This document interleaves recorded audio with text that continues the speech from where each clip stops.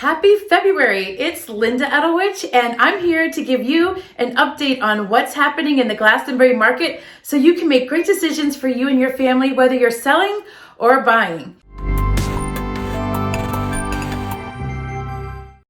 All right, so here goes. What's going on with the Glastonbury market? Well, I'll tell you this, it's still red hot. We have 43 homes that are active right now. 3 homes are coming on as coming soon. Well, 2 are houses and 1's a condo. And of those 2 houses that are coming on, 1's gonna come on the market at $369, and I think showing start on Saturday.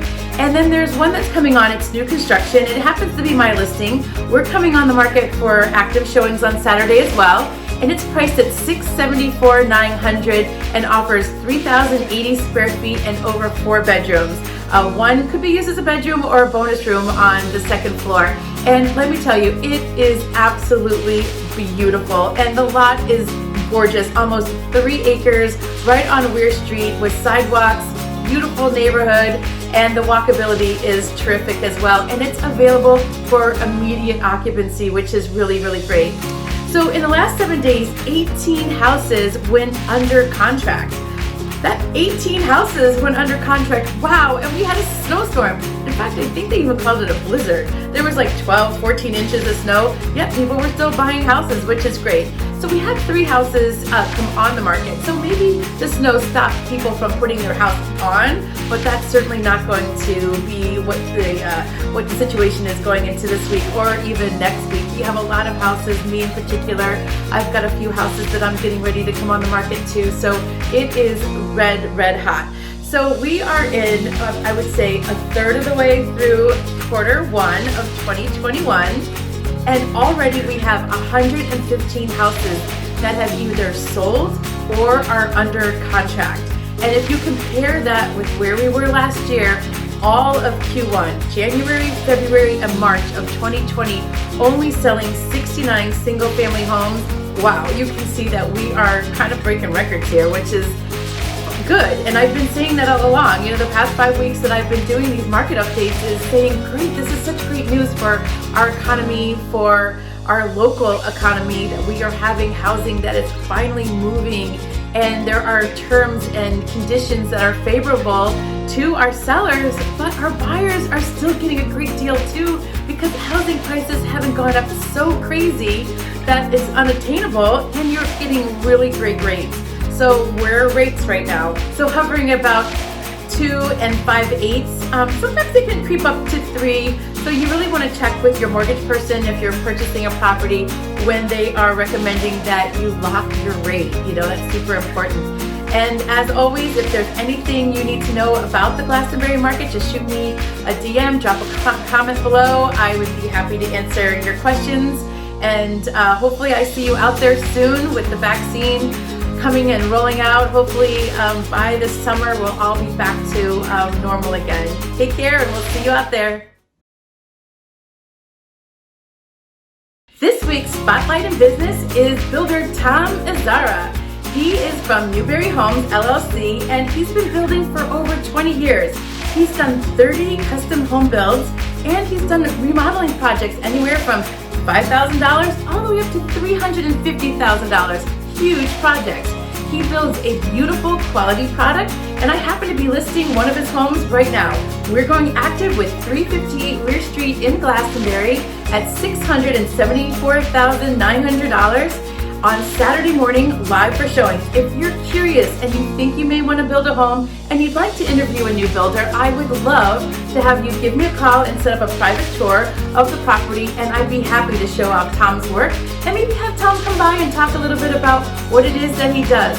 You're going to come in and you're going to see quality from top to bottom, trim work that is perfection, miter cuts his trim work and his miter cuts are really, really perfect. And the flooring is divine. He did a site plan that took full advantage of what this beautiful 3-acre lot had to offer.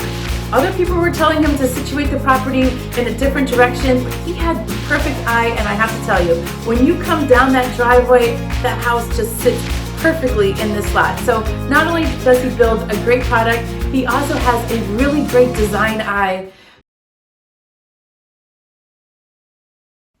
One question I get asked all the time is, how much does it cost to do a home inspection? Well, there isn't a one-size-fits-all answer to that question. It really depends on the house and the components in that house, and it depends on the inspector that you're going to hire. So I can answer that question generally. All right, so for a regular house, just a typical home inspection, you are probably going to find that an inspector is going to charge you about $500, kind of a base price. You might add a couple extra bucks if you're going to do a termite and pest inspection. Maybe you want to do a radon in the air test, and it might add a couple $100 because we're going to recommend that you have a continuous monitor that's going to read the air sample every hour for 48 hours and then take an overall average. That's a great test to have. It goes in the basement of the house and it tests the air for the radon, but also does a temperature and a barometric change, so that you can't tamper. It's sort of tamper-proof, and so it gives a buyer a peace of mind that the radon monitor is doing its thing in the basement where it should be and nobody's touching it. So most of my clients tend to want to go with that particular test over the old charcoal canisters that get sent off to a lab and read after a couple of days. Those are accurate too, and they're less expensive. But just peace of mind. Sometimes buyers just want that peace of mind that there isn't a tamper situation happening. So regular home inspection, you're going to test for and look at the structure. You're going to look at the electrical and the plumbing. That also should encompass maybe a shed outside and overall condition of the shed. If you have a pool, that's not going to cover the pool. So you're probably going to want to bring in a specialized inspector, whether it's a gunite pool or a liner pool, and what time of the year are you doing that inspection? Is it even feasible in the middle of winter to do a full pool inspection? And you would be surprised how much of an inspection pool companies can actually do in the middle of winter, which is really great. You might also find that you're going to have a well, and you may want to do specialized water testing.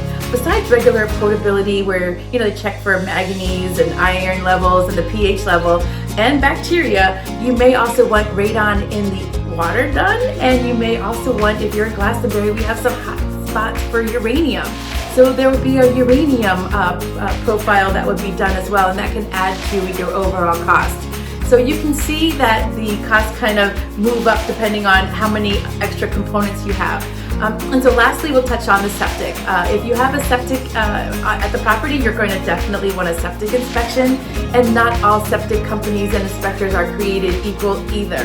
You're going to really want to have one that's going to have that in-camera view of not only the tank, but going right in through the D-box and out into the fields to really see how healthy the overall septic is on the property that you are going to be purchasing. And that's super important because septics don't last forever, and they're not all treated really well. Sometimes people don't understand that you can't put certain things down a septic, and you really want your inspector to be aware of that and have that camera, and they can get right in there and they can get a really good look at that. So for a regular home inspection, base price, like I said, about $500. A septic inspection could run you, in and around $300. A pool inspection, about $300, and radon in the air, maybe that's a $150 test, and your water testing could run you maybe about $180, $200 or so.